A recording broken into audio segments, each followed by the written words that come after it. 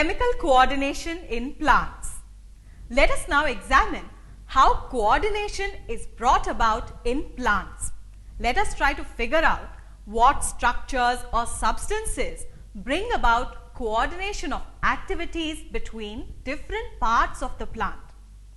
Plants do not have a nervous system or endocrine glands like human beings. In plants, chemicals play a major role in coordination. Like hormones in animals, the chemical substances in plants work at minute concentrations. They help in their growth stimulation as well as inhibition wherever required. What are these chemical substances? The chemical substances which coordinate the growth processes in plants are known as plant growth substances. These substances can increase or decrease the growth in plants. There are 5 major plant growth substances in plants. They are auxins, gibberellins, cytokinins, abscisic acid and ethylene. These substances have different functions. The first 3 substances, that is auxins, gibberellins and cytokinins, promote growth, while abscisic acid and ethylene inhibit growth. Let us examine each substance in more detail.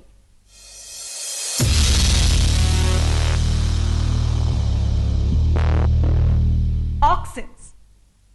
Auxin is a chemical compound known as indole acetic acid or IAA.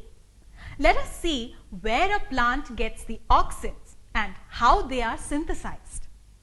Can you see in the picture that auxins are produced in shoot tips?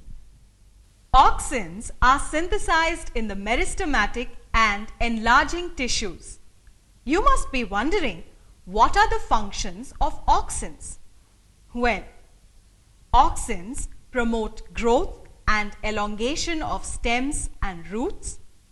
Auxins promote enlargement of fruits. Auxins loosen cellulose framework of cell wall, which helps in cell enlargement. Auxins promote cell division in vascular cambium. Auxins promote root initiation. Auxins are also responsible for apical dominance. Do you know what apical dominance is? As the stem is growing, it develops lateral buds and the growing region is the apex from apical bud. If the apical bud is removed, the lateral bud starts growing into branches. If we apply auxins to the tip of the region where the apical bud was removed, we will observe that the lateral buds will stop growing and the apical buds will begin to grow again.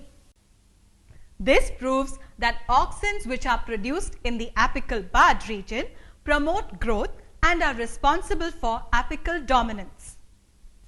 The shedding of leaves by plants in some seasons is due to the lack of production of auxins. However, in the presence of auxins, the shedding of leaves is inhibited in those seasons. Plants bend towards light due to auxins. This is known as phototropism. Auxins are also responsible for geotropism. Geotropism represents the consequent orientation response of the growing plant parts to gravity. Roots are considered positively geotropic because they grow towards the earth following gravity. On the contrary, shoots are negatively geotropic because they grow upwards or against gravity. A spray of auxins can also prevent early fruit drop. Some of the auxins are synthesized by artificial methods in laboratories. For example, 2,4-dichlorophenoxyacetic acid, naphthalene acetic acid, and indole butyric acid.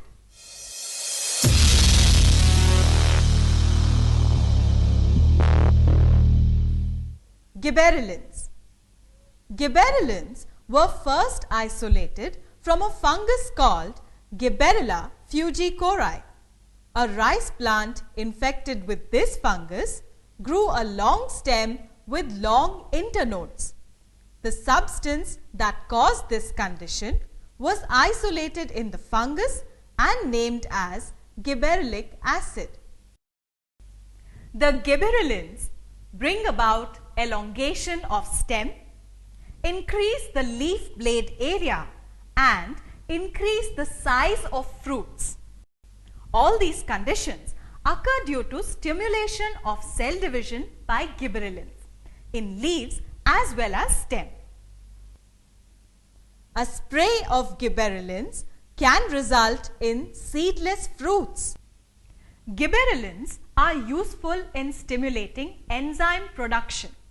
These enzymes are used in mobilization of stored nutrients. Let us see where the plant procures gibberellins. Gibberellins are synthesized in roots, shoots, buds, young leaves, embryos, etc. They are produced synthetically by artificial means from fungal cultures. How are the gibberellins useful to us? Well, they are used in fruit settling as in grapes and for growing seedless fruits. They are also used in the brewing industry to stimulate amylase activity in barley seeds. They enhance the malting of barley grains. Here is a cabbage plant administered with gibberellins. Can you see how the stem is elongated and the leaf blade is branched?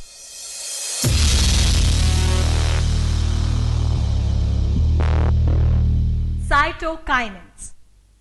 In addition to gibberellins, there is another substance called cytokinin which has the function of stimulating cell division and cell elongation.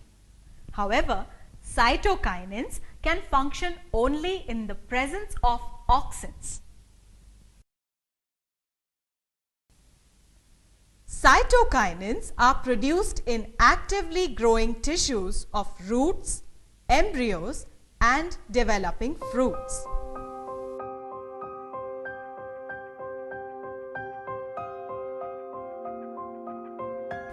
Cytokinins are useful in stimulating cell division and cell elongation in the presence of auxins, delaying the process of aging in leaves, and prolonging life of fresh leaf crops like cabbage, spinach, coriander, etc. They are also useful in breaking the dormancy of seeds to germinate.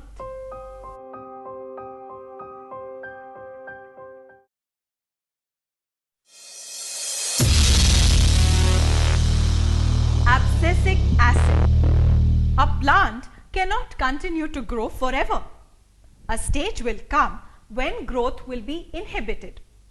This inhibition of growth is brought about by abscisic acid or ABA.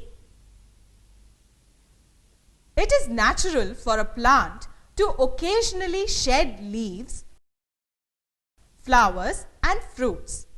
This is because of the action of abscisic acid.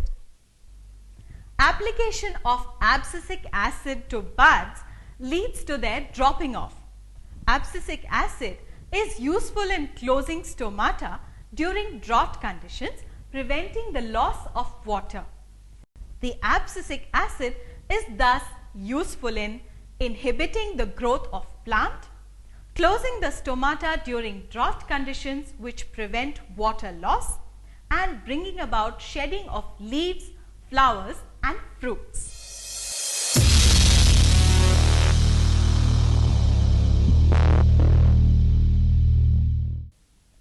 Ethylene or ethene.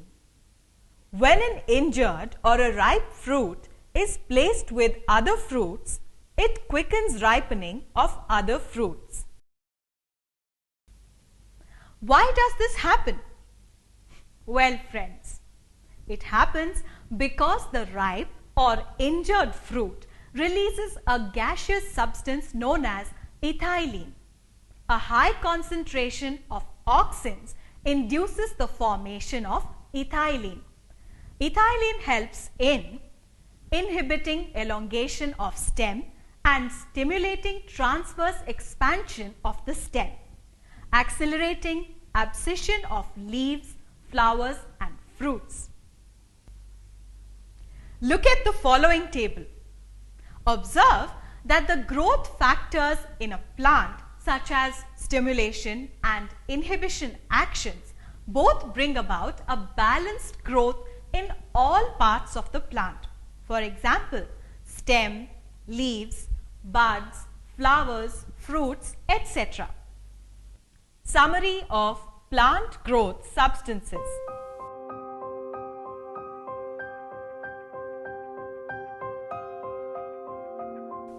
Auxins promote stem growth, promote root growth at low levels and inhibit root growth at high levels. They promote apical dominance, delay leaf senescence and inactivate bud dormancy. Gibberellins promote stem growth in the presence of auxins, inactivate root growth. They enhance the action of auxins in apical dominance, delay leaf senescence and break bud dormancy.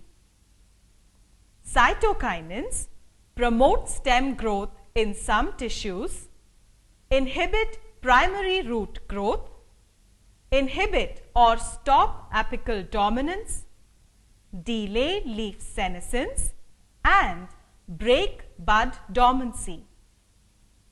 Abscisic acid inhibits stem growth, inhibits root growth, has no effect on apical dominance, accelerates leaf senescence and promotes bud dormancy. Ethylene inhibits stem growth and root growth, has no effect on apical dominance and leaf senescence and it breaks bud dormancy. It is important to note here that plant growth substances and hormones are different from each other. The plant growth factors are not transported from the region of their synthesis, whereas hormones work at a distant organ from where they are produced. Friends, today's topic gave a great insight into a plant's growth cycle. We learned the significance of control and coordination in plants. We also explored the plant growth substances, that is, auxins, gibberellins, cytokinins, abscisic acid and ethylene. In the next topic, we shall examine the same concept in animals. Bye for now. In this lesson, we have learned how living organisms recognize changes in environment and respond accordingly, chemical coordination in plants, plant growth substances in plants, and regulation of developmental processes in plants by plant growth substances.